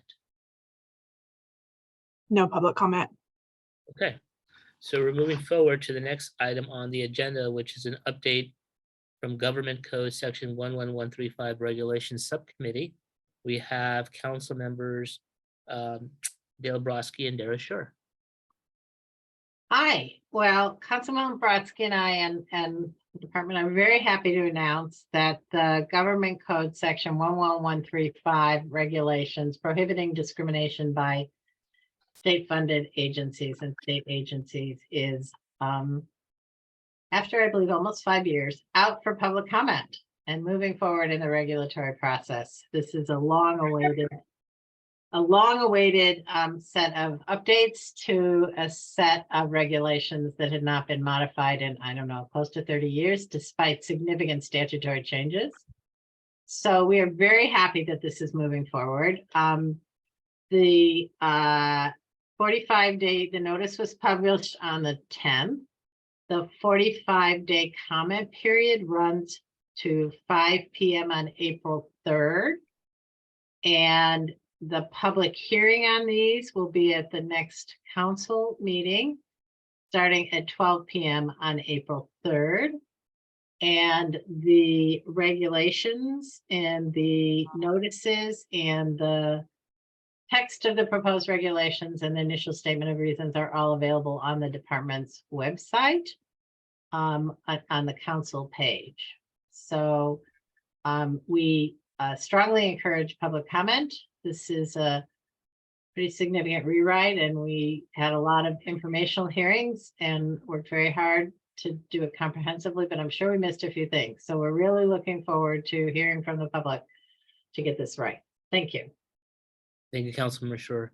Councilmember Brodsky, want to add anything? Just to remind people that Government Code Section 11135 applies to the state contractors, funding sources, services provided, all of that, which is why the set that you're going to be reviewing is so extensive. So just FYI on that. Yeah, if I can add a little bit, it's somewhat the equivalent of federal 504 regulations for people with disabilities and Title VI and the ADA kind of all rolled into one in terms of discrimination against a broad range of people by anybody who's part of a government state program or funded by the state, including contractors and subcontractors. So it is very important set of regulations. Well, thank you. Any comments from council members? We have Councilmember Iglesias. Go ahead. Just wanted to say thank you both very much for all your hard work over a long period of time on this. Congratulations on it moving forward. And I don't think you have to be worried about anybody saying you rushed into it, you know? No, I would agree with you. Yeah. Any other comments from fellow council members? Director Kish, you have a comment? I do. Sorry, I raised my hand in real IRL instead of on the Zoom. Just to add a little bit to what Councilmembers Brodsky and Shore have said, I first want to thank them as the subcommittee for having worked on this package truly for, I think it's been 5 years. One of the things that we've confronted as a department, and I think as a council, is a relative lack of familiarity with Government Code 11135 compared to its federal analog Title VI. And partly that lack of familiarity comes from a historic relative lack of enforcement, including the fact that the government enforcement mechanism for 11135 was not housed for most of its existence since it was enacted in 1977 in an agency that had enforcement authority. And so it was only in 2016, I'm going to get the dates wrong, that the enforcement authority for the statute was transferred to a department with enforcement authority, the Civil Rights Department. So one of the hopes that I have for this regulatory package is not just that it's going to clarify aspects of the law that frankly have changed. There's been a lot of case law in the past 40 plus years. our understanding of what it means to provide full and equal access has evolved in the past 40+ years. And the methods and technologies that we use to provide access to people, including people with limited English proficiency and people with disabilities, have all changed over the past 40 years. So in addition to clarifying those legal standards, one of my big hopes is that this rulemaking also increases public understanding of these laws, including understanding on the part of entities that are covered by the laws, that have legal obligations under them. So really looking forward to receiving robust public comment on this rulemaking procedure. And again, the law itself was enacted in 1977, and the prior regulations went into effect, I believe, in 1980 and have not been touched since that time. Thank you. Thank you, Director Kish. FYI, I worked on them in 1980. And here we are again, 30 years, 40 years later. So they really do need to be updated. So I'm really glad we're finally here. Thank you once again, council members Brodsky and Shore. All right, any additional questions or comments from fellow council members? No? Okay, any public comment? We do have one from someone who's called in. The area code's 831. I am unmuting you now, or there you go. Great. My name is Nina Beatty. I'm a disabled Californian and qualify as disabled under both the federal and state definitions of disability. I look forward to reading the changes that have been crafted and submitting comments. My question will be, as I look at this, do these changes to 11-11135 go far enough? And do they address GOAR, the actions by state agencies to send complaints to the governor's office for him to deny, basically? I've been encountering discrimination from state agencies, including the CPUC and OSHPD, and also from CRD itself for years. I've sent extensive documentation for my complaints, and CRD has closed complaints recently, simply declaring agency discretion. I'm a member of a large group of disabled persons in California who are experiencing life-threatening discrimination, even forcing us out of our homes. And I'm not the only one who's encountered a wall at the department as well as at other state agencies. And I'm at present being denied the full and equal benefits of CRD, which is the agency tasked with protecting the public from discrimination and curing instances of discrimination. So I look forward again to reading these changes and hope that they're going to also involve house cleaning at CRD itself, because this is a very necessary thing going forward to put teeth into any laws so that these discriminatory practices do not occur. Thank you. Thank you, Ms. Beatty. Any other public comment? No other public comment. Okay, thank you. We're going to move forward with an update from the Hate Violence Subcommittee. Councilor Brodsky, would you like to provide an update? You're on mute, council member. I would only add a little bit. We've already touched on it with Commissioner Roybal and Salcido's remarks earlier this morning, but Council Chair Sandoval and I met with them the other day and really came, I think, up with a much better understanding of what the commission is going to be trying to do and how we can really work together. And it's really, I think, pretty exciting. And one of the thoughts is that in the data, the research that they collect, that the research they do based on the data they can collect and the recommendations they can make, that I think will help our regulatory process as we move forward in some of our non-employment housing regs that we want to undertake. So I'm really excited about that. And it seems like a great group of people. Thank you, Councilmember. One other item that we talked about was exploring whether one of the four fora that they are charged with having, and we could maybe partner with them, dealing specifically with hate incidents and violence. And I think that might be a good opportunity for us to focus on and explore. So You're Anything talking when we can maybe combine our meetings. Also, we talked a little bit about combining our meetings. So this is an avenue and I think an opportunity for various robust discussions for collaboration and as Councilmember Brodsky mentioned, we had a very good and robust conversation with the chair and as well as the vice chair. So we look forward to working with the commission. We also continue to focus on what we can do in terms of regulatory work, but also community outreach and education work separate from the commission, but we're going to look for ways where we could work together. All right, any questions or comments from colleagues, council members? Any public comment? It appears, I don't know if this is from the last comment, but it appears there may be another comment from the individual called in by phone, 831. Did you have another comment?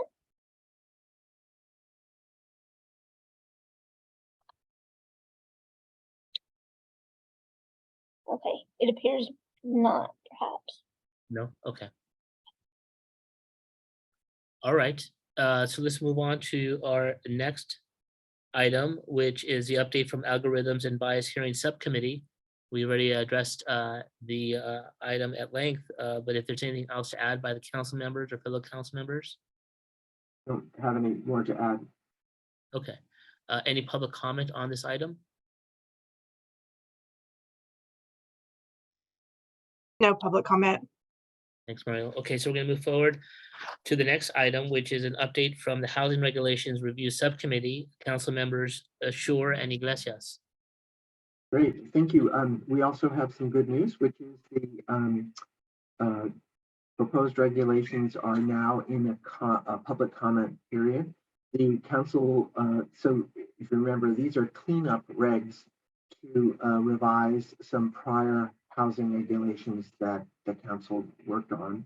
And these regs were, there was a modified notice of proposed rulemaking that was issued on February 14th. And so now the public comment period is open for 45 days from that day. The written comment period will be open until April 3rd at 5 p.m. And then we will be having a public hearing starting at noon on April 3rd to consider the regulations. So thank you very much, Ms. Block, for helping us on this and other members of the department. Thank you, council member. Any questions or comments from fellow council members? Okay, see none, can we move, see if there's any public comment on this item? There's no public comment. Okay, so we're going to move forward to the next agenda item, and that's an update from our UNRU Act Subcommittee, council members Alude and Walensky. Go ahead. Yes, so we're still researching and discussing potential regulation on the UNRU Act. But the subcommittee had wanted to have our next steps and those regulations informed by the changes with 11135. So now that those proposed changes are public, we begun discussing that along with our exploration of kind of the scope and potential changes to UNRU. Great, thank you, Councilmember Alude. Do we have any additional questions or comments from council members? Okay, let's move see if there's any public comment. There's no public comment. All right, thank you. We're moving on to the next agenda item, which is an update from the Community Education Outreach Subcommittee. Councilmember Helen Hong. Good afternoon. So Chair Sandoval and I have been meeting with Lily Harvey, who's the Deputy Director of Community Outreach at CRD. They are in the midst of, really working out their own strategic outreach plan. So we've been seeing how we can align as a council along with the staff's community outreach plan. So how can we align and help enhance, just like what I don't know what Deputy Kish, what is the title? Sorry, what Kevin was speaking about in terms of educating the public when it comes to government code, really to see how we can complement one each other's work, but also connecting the work of the different subcommittees like the Hate Commission, along with getting the data, but also providing a feedback loop. So along with that, this is what we're proposing and what we'll be doing at the next meeting. One is suggesting, like today, having introductory presentations on topics that perhaps the council would need more information on about discrimination practices that we may not be aware of in terms of geography or topics. Two, this also helps engage different community groups in terms of learning about the council, but also vice versa. Like the subcommittee spoke on the Commission of Hate, joining forces in terms of leveraging our internal resources about having joint meetings. And eventually, if that means that we would have regional meetings that would speak to other stakeholders, that would be something that we would want to present at the next meeting to see when we'll be meeting in person and perhaps in non-metropolitan areas where we might be able to bring more resources, different faces and different participants to the commission, as there's always more education to be had. So I think those are the key areas that Chair Sandoval and I are really working on. I know that Lily was really appreciative about those that filled out the survey to see where there is expertise to represent CRD at panels and conferences, to see how that we could help amplify the message and the work that CRD does, as well as where there may be opportunities that the council may need to act on and promulgate regulations as well. Chair Sandoval, did I summarize that? What else am I missing? Thank you, Councilmember. I think it was well done. And so I appreciate your review of what we discussed with the CRD colleagues and our hope for the next meeting. We also know that we had planned to have a Riverside County regional meeting, so that may be an area that we would look to as having our first convening, but just would welcome other comments also from our colleagues on the council to see if they have any comments at this time or input. Councilmember Iglesias, go ahead. First, thank you very much. This is great. I love to see that committee moving forward, and the proposals you're making sound really helpful. I actually had a practical question, which I'm not sure now what the policy is with regard to when or if the council will meet physically again versus online. Is there clarity about if and when that will be the case? Director Kish, do you have any information on that? I think that there is an executive order that expires in the next couple of months related to convenings, but do we know anything beyond that? Yes, the staff might be able to help me out here, but I believe as of July 1st that we will not necessarily be required to meet all together in person, but be required to meet in a public place. So that could involve hybrid meetings or remote meetings, but with council members, every meeting location itself being public. So our hope, of course, is that we'll be able to continue some form of hybrid meeting, because it's been really successful in allowing people access who otherwise wouldn't have access, while also honoring the meeting rules that will be coming back into effect, my understanding, at the end of June. But my dates might be wrong, and so if any of my esteemed colleagues want to correct me, please feel free. Thanks, that's helpful. Thank you, Director Kish. Okay, do we have any public comments on this item? It looks like the caller from the 831 area code lowered and then raised her hand again, so I just wanted to make sure Okay, that whether she had another public comment. You're able to unmute. Yes, I just have a comment at the very end of the meeting for the general public comments. So I'll just, so I don't have any comment until then. Okay. okay, we'll make sure we'll check back with you. Thank you so much. All right, any other public comment? All right, so let's move on to the next agenda item, which is an update from the Religious Creed Discrimination and Accommodation Subcommittee. We have Council Members Walensky and Council Member Brodsky. So I'll take this one. At the last meeting, the council voted to move the draft into formal rulemaking, and we are almost done with the initial statement of reasons. And that will be for OAL. And then once the notice of proposed rulemaking is published in the notice register, that's when the 45-day comment period starts running. So I expect that that will be very soon. And then there'll be a published set of the draft regs on religious creed. Thank you, Council Member. Any comments or questions from other council members? Okay, let's move, see if there's any public comment on this item. There's no public comment on this item. Okay, the next agenda item is discussion regarding additional subcommittee assignments. So does anybody have any?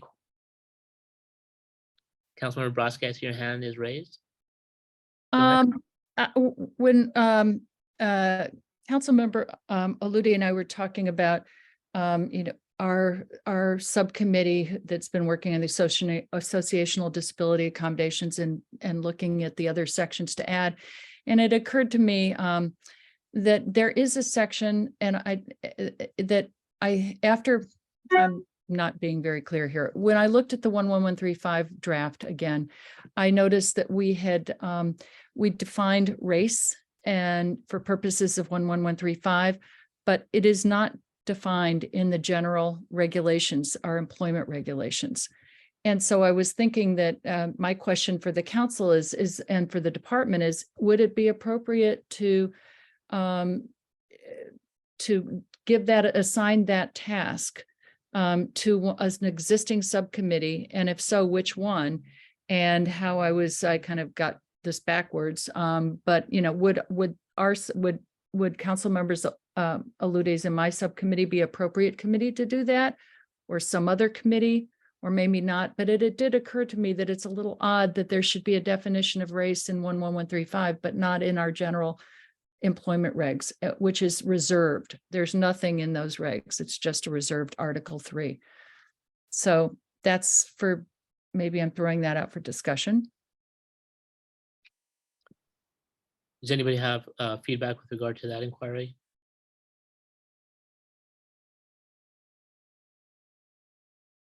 Councilmember Shore or Iglesias, you want to talk on that issue, or is that a different issue? Oh, sorry. Councilmember Shore, you want to talk on that issue? I would just note that the same problem exists in housing. And I don't know if it would make sense to do them at the same time or do them one at a time, but housing is a little different. We're missing a number of definitions that I think will end up tracking the outcome of the 11135 regulations. So I think that is a task that needs to be done, but whether we do it simultaneously with 11135 or if we do it once those are finalized, I don't know the answer to that question. Director Kish, you have your hand up. My recommendation would be to wait until the first comment period, at least of 11135, because we may receive significant public input on those definitions.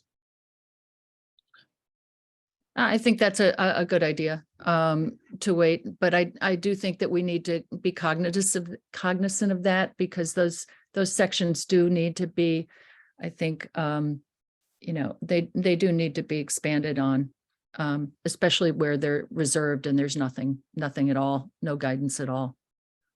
Thank you, Councilmember. Councilmember Iglesias? Yes, so I have a vague memory that in a prior council meeting, we discussed the need for some strategic planning to deal with all the facts of we have so many different things on our plate and all that. And I don't know, maybe it's a fake memory, I'm not sure. But I guess I wanted to raise it again. And I'm not sure what a strategic plan for the council would look like, honestly. And certainly I think it would have to be at least initially considered or imagined by the staff. But I just wanted to raise it again, whether or not other council members feel like it would be valuable to have some overall structure or way to coordinate our work or maybe prioritize work or whatever. So just sort of throw it out there. Thank you, Councilmember. I know that there was a discussion that was raised, not in the previous meeting, but I think a meeting or two ago, maybe 3, where there was some concern with regard to the work that was being done by the council related to certain subcommittees and in terms of which should be prioritized, right? So all issues are important, but given the bandwidth, what items should be prioritized? I think Councilmember Hong was one of the individuals who spoke on that issue. But I do think as a general question, it's important for us to hear from each council member and discuss in greater length than what we've done in the past about the direction we are moving, not only with regard to regulatory work, but other responsibilities and or duties that we have as council members.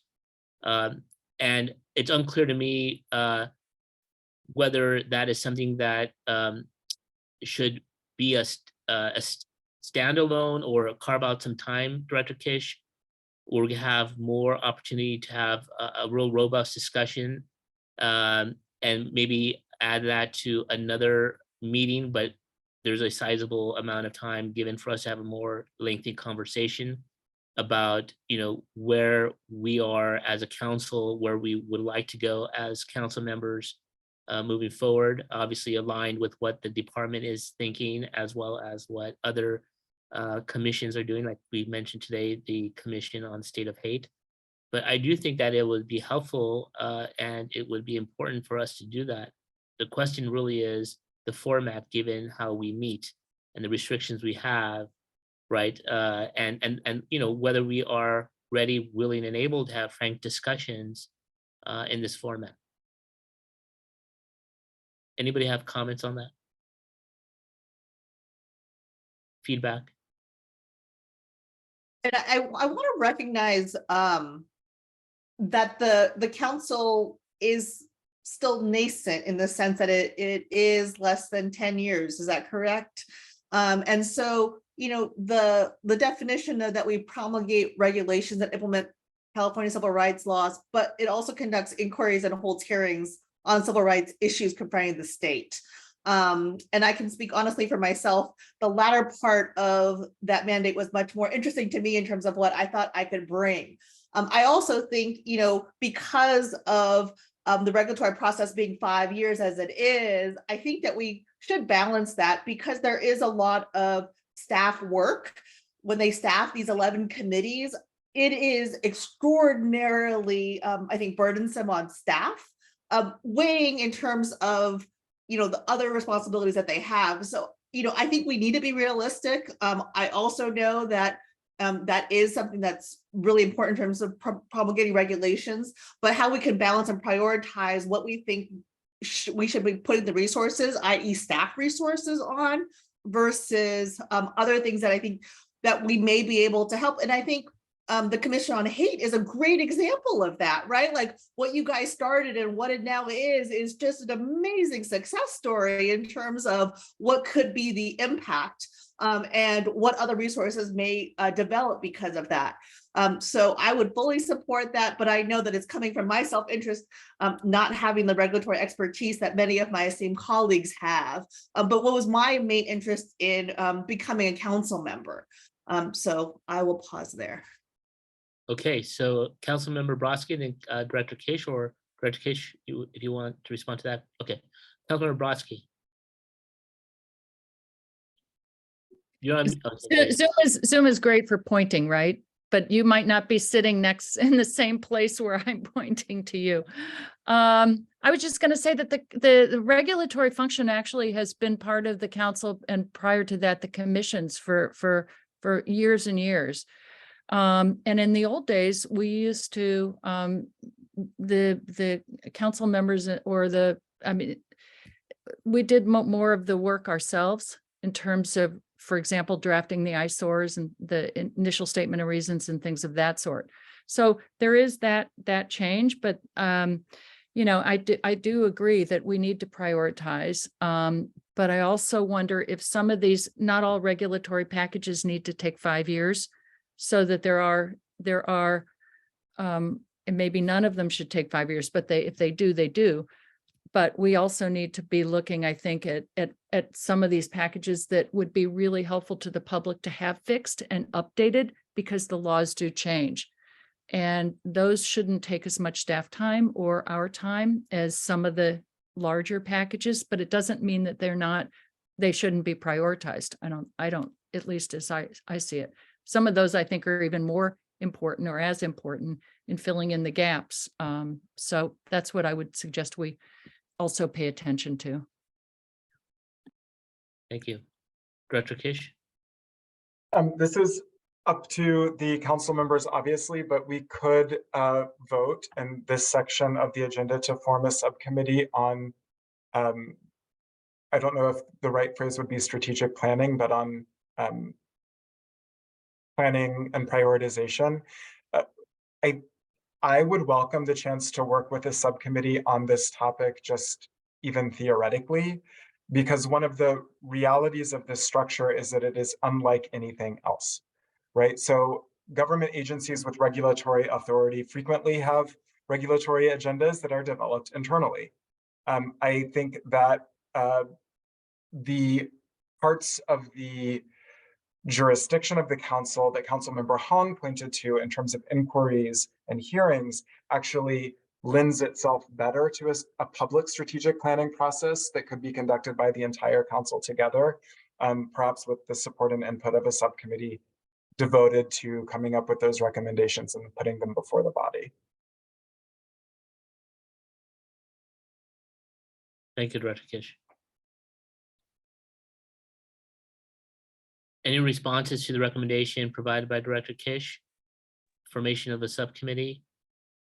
That would be, go ahead, Councilmember Brodsky. I move that we. Others are interested. Oh, I'm sorry. Go ahead, Councilmember.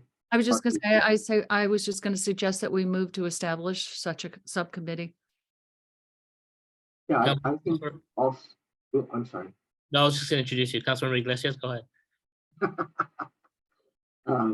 Yes, I think that probably is a good way forward. And since I kind of raised it, I would be willing to serve on that committee if we decide to create such a committee or subcommittee. Okay, any additional comments from any of the council members? Who would like to join Councilmember Iglesias on the subcommittee? Well, I kind of feel like as chair, that would be most appropriate for you, Gabriel. I'm sorry, Chair Sandoval.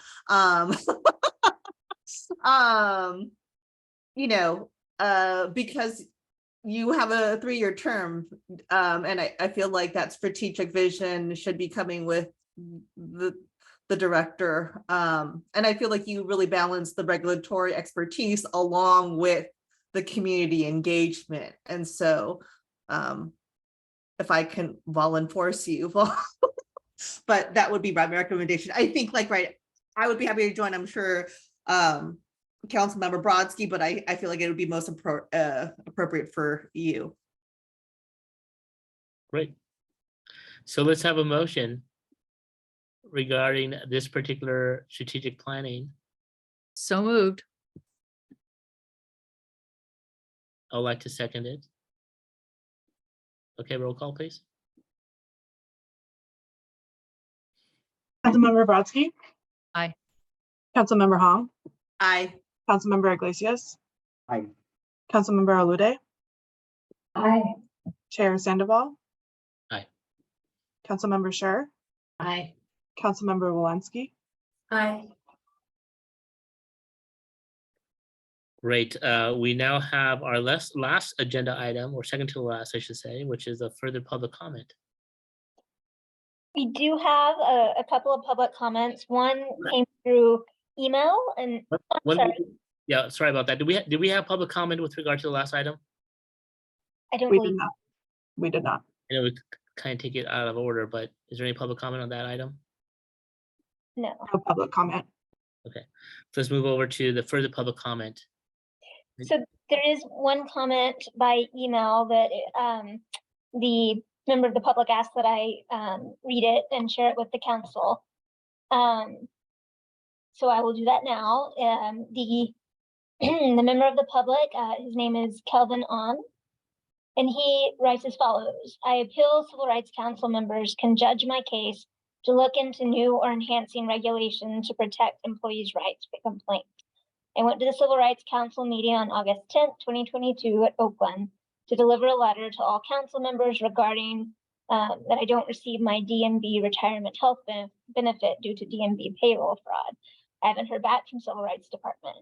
I've had all those problems because I filed a complaint about DMV in 2014. I'm waiting for my health insurance to take care of my health issues. I've been blocked to report my case to law enforcement, California lawmakers, and California state auditor. I submitted a DVD with all evidence to CRD Elk Grove office in June 2022. Also, the DVD has the detail of how I've been blocked to contact California lawmakers, Dr. Richard Pan. The DMV letter shows I was medically terminated in April 2014. State Controller's Office letter shows I was fully employed by DMV in 2015 and 2016. CalPERS letter shows the calculation of my retirement from September 1998 to September 2013. All three agencies' data contradicts each other's. I didn't work in 2015, 2016, and afterwards. CHP dispatch report shows Board of Equalization called CHP Mental Health Unit to stop me to enter state auditor's office to submit DMV payroll fraud evidence. How BOE knew I went to state auditor's office, I had no business with BOE. Recently, I'm an alumni. I went to Sacramento State University to appeal for help from accounting and criminal justice professors, Alumni Association, and Student Union to contact state audit acting Mr. Michael Tilden. However, it seems California state government barred them from helping. So I believe have another comment. I don't think your hand is raised, but the individual at the 831 area code, I've asked you to unmute. Yes, I did raise my hand, sorry. Go ahead, we hear you. Great. My name is Nina Beatty. Again, I'm disabled by electromagnetic sensitivity. I experience serious disabling health effects from exposure to EMF and RF emissions of cell towers, Wi-Fi, cell phones, and smart meters, and many others like me in California. I and others have received meaningful interactive dialogue and reasonable accommodation from cities and counties, a local hospital, doctors, and even the California legislature. But many agencies, businesses, and local governments have refused to provide interactive dialogue and reasonable accommodation. My city is an example. The City Council chambers is not compliant with the Brown Act, which requires disabled access. They chose to install Wi-Fi several years after I had begun warning them that this was an access barrier for me, and they had other choices, such as wiring internet access to the chambers. So I can't attend City Council meetings or Planning Commission meetings or any hearings in that chambers, even though I live nearby. The city, when I make requests for disabled accommodation and talk about ADA and talk about fair housing, the city rewords my requests using words such as health concerns or sensitivities in the meeting minutes and the agenda reports. And they've refused to, they've said that their chambers are compliant, and that the latest thing by the city attorney was that she didn't think that my comments had any merit. I've complained to CRD about my city several times. I've also complained to CRD about my hospital, which made a decision to put up many antennas on the roof and refused to even have a conversation with me. That those antennas not only affect my access to healthcare, I cannot go to the hospital, I cannot take my family members there who need it, healthcare, and those antennas are it's half a mile from my home, and the radiation affects me at my home. I've submitted a complaint. It was dismissed under lack of jurisdiction under UNRWA, even though UNRWA covers places of public accommodation, including hospitals. And when I appealed, the department took my complaint at least as far as an official complaint and then closed it again under agency discretion. This doesn't make any sense. This is discriminating against me. I know at least one other person that's had difficulty with CRD. This is a problem that affects many people in California. The Department of Health Services found in 1998 that in a survey they did and inserted some questions about this, that 3.2 people responded that they were either very sensitive or allergic to EMF emissions. And the exposure and the injuries and the resulting disability has only increased since then, estimated at 15% of California's population. So I'm asking you to take this seriously and look into practices that are going on in your agency that are blocking people like me from getting simple accommodations, very simple accommodations from our cities, from our agencies, from businesses, so that we can have access to healthcare, we can have access to due process and democracy, and we can have access to our homes, which we're guaranteed under the Fair Housing Act. So I urge you, I will be following this up with more information to the council because I have gotten nowhere with the agency. And I request an address or an email address that I can send information directly to the council for them to consider. Thank you. Thank you, Ms. Beatty. You could send some information that was repeated at the beginning or mentioned at the beginning of the presentation. I believe it's FEH Council at CA. Can someone help me with the last part of the address?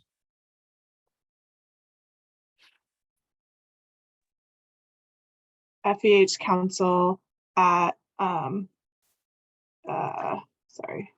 at dfeh.ca.gov. Thank you so much, Miriam. Thank you, Ms. Beatty, for your comment. You can send information there. Thank you. Thank you. Any other public comment? There's no other public comment. No other public comment. Okay. Well, thank you, everyone. Thank you for all the stakeholders who participated today. Thank you to fellow council members and for all the work you've done on regulatory packages. Also want to thank CRD colleagues, Director Kish, Mario Block, Rachel Langston, of course, and Adam Romero, of course. So I want to thank all of you. This adjourns our meeting. It's currently 3:14 p.m. Have a good rest of the day, everyone.